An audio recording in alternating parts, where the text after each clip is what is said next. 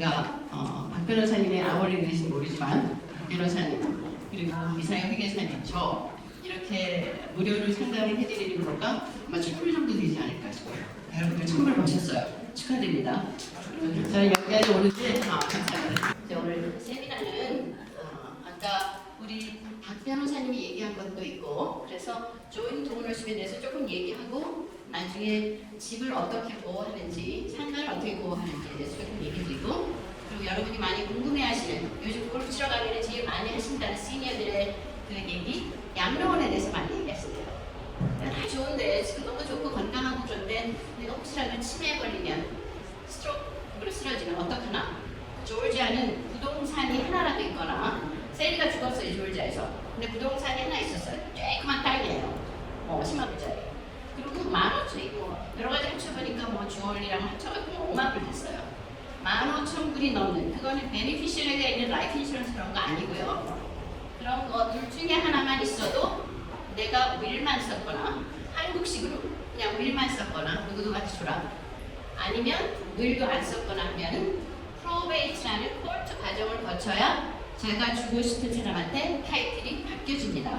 윌만 하면 안 되고 리빙 트러스트를 하셔야 돼요. 여러분들 오래 살기 때문에 치매라든지 스트로크 때문에 더 오래 살아서 사인을 못하게 되고 그러면 영어로 incapacitated 무능력하게 되면은요 아무리 조인트를 갖고 있어도 남편이 쓰러졌어요 아니면 여자가 치매에 걸렸어요 그럼 조인트인데 사인을 못 받으면 못 팔아요 리파이낸스도 못해요 병원 빌리려고 그러는데 못하는 거예요 그럼 코르트에 가야 돼요 가디언 프로세스라는 그 과정을 다 거치셔야 돼요 그 중에서 아들이 엄마는 영어도 모르고 엄마 무식해서 안 돼 내가 해야 돼 싸우면 더 오래 걸려요 이런 버릴 수도 있어요 그래서 그 코르트에서 정해준 법정 대리인이 그걸 다 이제 법에서 코르트에서 하라는 대로 해야 돼요 30만 불에 팔아라 그러면 29만 9천 불에도 못 팔아요 집을 굉장히 답답해요 그래서 이렇게 무능력일 때에도 코르트에 가서 그 가디언이라는 살아있는데도 사인 못하니까 내가 대신 사인하게 해주십시오라는 거를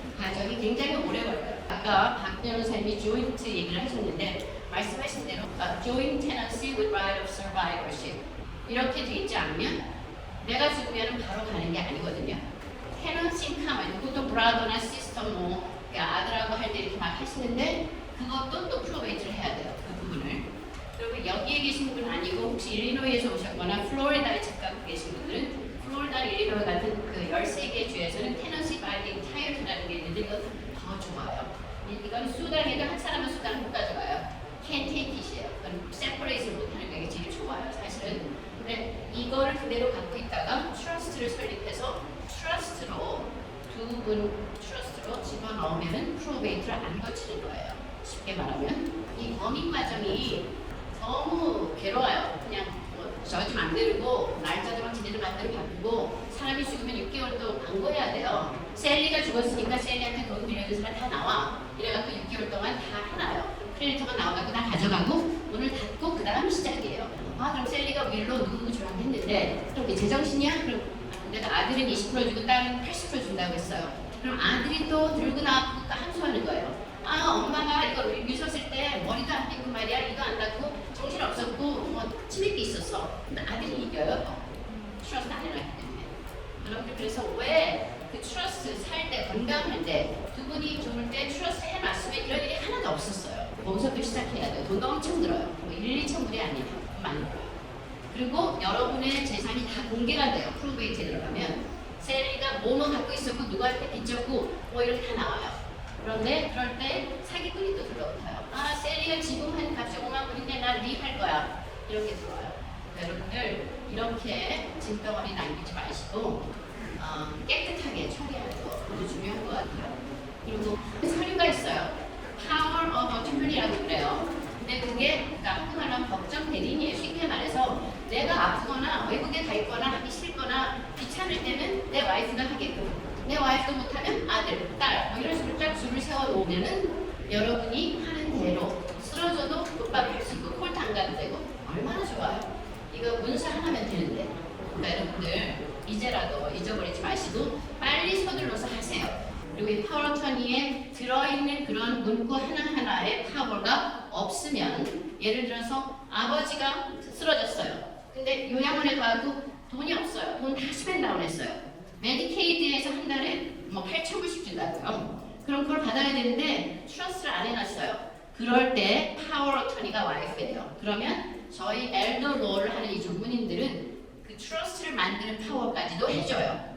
그러면 그렇게 할 수도 있어요. 조인트 디드를 했다가 여러분들이 만약에 두 사람이 같이 사망하거나 한 사람이 쓰러지거나 아니면 한 사람이 사망하고 나서 두 번째 사람 또 사망하고 그러면 아까 말씀드린 돈 많이 들고 힘드는 범인 과정 프로베이트를 거쳐야 되기 때문에 리빙 트러스트로 하는 거예요. 그래서 어떤 분은 이미 트러스트를 하신 분들은 클로징 할 때 우리가 박 변호사님 그런 분한테 우리는 리빙 트러스트가 있으니까 그리로 해주십시오. 그래서 남편 리빙 트러스트의 반, 와이프 리빙 트러스트의 반 이렇게 undivided interest를 해드리는 거예요. 그래야 프로베이트를 안 거치는 거예요. 우리 다 조인트를, 뱅크도 조인트를 다 했으니까 we're all set 이게 아니고요. 조인트는 죽었을 때만 효과가 있는 거예요. 사망하지 않고 쓰러지는 효과가 없는 거라고요. 그러니까 파워 어터니 해놓으셔야 되고 리빙 트러스트도 꼭 해놓으셔야 돼요. 부자만 하는 거 아니에요. 그래서 두 번째 example은 이게 트러스트에 들어간다는 말이에요. 뭐 누구누구 킬, 트러스티 of 누구누구. 이 트러스트는 내 거예요. 셀리 청이 트러스트 만든 사람이고 셀리 청이 트러스티 관리하는 사람이고 셀리 청이 베네피셔리 내가 다 쓰는 거예요. 똑같아요. 텍스도 똑같고. 그런데 트러스트도 여러 가지가 있죠.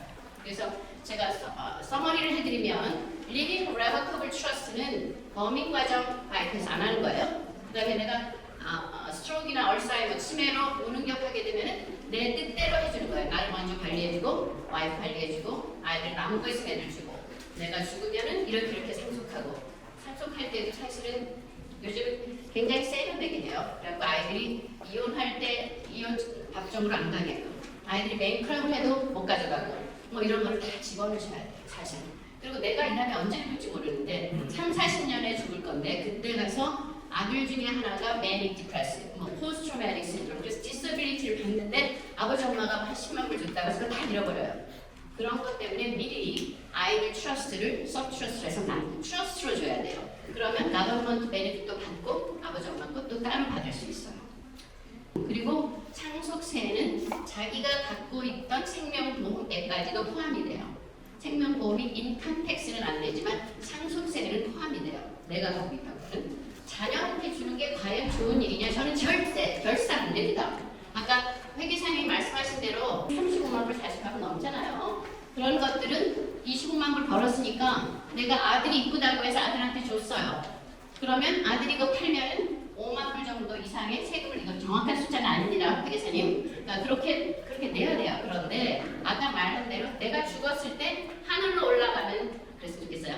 올라가는 것처럼 기준 상승이 돼요. 스텝 업. 그래서 내가 살았는데 셀리가 죽는 날 35만 불이 됐어요. 10만 불짜리 집이. 그러면 내 아들이 그거 팔아서 사면 기준이 35만 불로 상승했기 때문에 하나도 안 되는 거예요. 이거는 집뿐만이 아니라 스탁도 그래요. 트러스트 종류가 여러 가지예요. 하나는 제가 여지껏 말씀드린 레버커블 리빙 트러스트. 내 맘 언제든지 발송할 수 있는 거고 범인 과정 프로베이트 피하는 거예요. 유산세 막 낼 사람 유산세도 피하고. 그리고 irrevocable이라는 게 붙으면은 이거는 내 거가 아닌 걸로 만드는 거예요. 그래서 텍스 아이디도 틀려요. 그래서 보통 사람들이 제일 많이 하는 irrevocable 트러스트가 메디케이드 트러스트예요. 지금 제가 말씀드리는 거는 헬스 인슈런스, 메디케어가 안 해주는 헬스 인슈런스 대신해준 로우 인컴한테 해주는 메디케이드 아니고요. 롱텀 케어. 요양원에 들어가서 2년 당시 한 달에 10,000불인데 메디케이드에서 8,000불 정도 줘요. 그러면 그 위에는 조금 유도리가 있어요.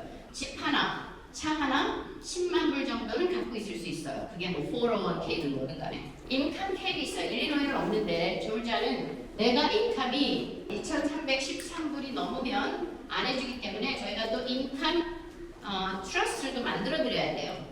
내가 버는 게 3,500불이에요. 그럼 제가 인컴 트러스트를 해들어가고 받는 게 있지만 이거는 다 써버릴 거야. 그리고 내가 죽으면 내가 메디케이드 그 요양원에서 받던 거에다가 다 나머지를 주는 거예요. 그렇게 약속을 하면 메디케이드를 혜택을 줘요. 그래서 그 조지아는 제가 두 가지 트러스트 많이 해드리는데 재산을 감싸기 위해서는 재산보호 트러스트를 해드리고 메디케이드 트러스트. 하나는 또 인컴이 너무 많으면 인컴 트러스트를 해드려야 돼요. 아니 그런 왜냐하면 제가 뭐 사람들이 10밀리언이 있는 사람이 저한테 와갖고 메디케이드 출산했다 그러면 해도 안 되고 그거를 에티컬하지 않아요. 그렇지만 어중간한 사람들 열심히 일하고 집 하나 장만하고 뭐 401k 한 50만 불 정도 있는데 내가 한 사람 수록하고 10년만 있으면 다 까먹게 생겼거든요. 다 스펜 다운 해갖고 두 번째 사람 주로 여자가 남아요. unfortunately. 그럼 여자는 싱글로 취급을 해요. 남편이 이미 이렇게 갖고 있으니까 여자가 2,000불밖에 없어야 돼요. 재산 2,000불. 나머지는 그러니까 돈이 재산이 2,000불이 이것도 한 20년째 계속 2,000불. 2,000불이고 이제 아무것도 없어야 돼요. 아무것도 없어야 돼요. 수입도 2,000 얼마 이하여야 되고. 그러니까 두 번째 사람이 제일 괴로운 거야. 그래서 두 번째 사람이 죽어요. 예를 들어서 김씨 아저씨가 요양원에 가고 김씨 부인이 요양원에 갔어요. 근데 집이 김씨 부인 이름으로 돼 있을 거 아니에요. 그랬을 때 이스테이트 리커버리를 하게 돼요. 뭐냐? 김씨가 요양원에서 죽고 김씨 부인이 한 3년 동안 일하다 거기다 죽었어요. 이제 1년에 한 10만 불씩 보죠. 30만 불 보조받았어요. 죽었는데 그 김씨 부인 이름으로 집이 하나 있었어요. 하니까 50만 불이에요. 그러면 30만 불 가져가요. 메디케이드. 그리고 20만 불만 주겠다는 사람한테 주는 거예요. 내가 아닌 인간을 창출해서 내 거가 아닌데 이상하게 내가 끝까지 살 수 있어요.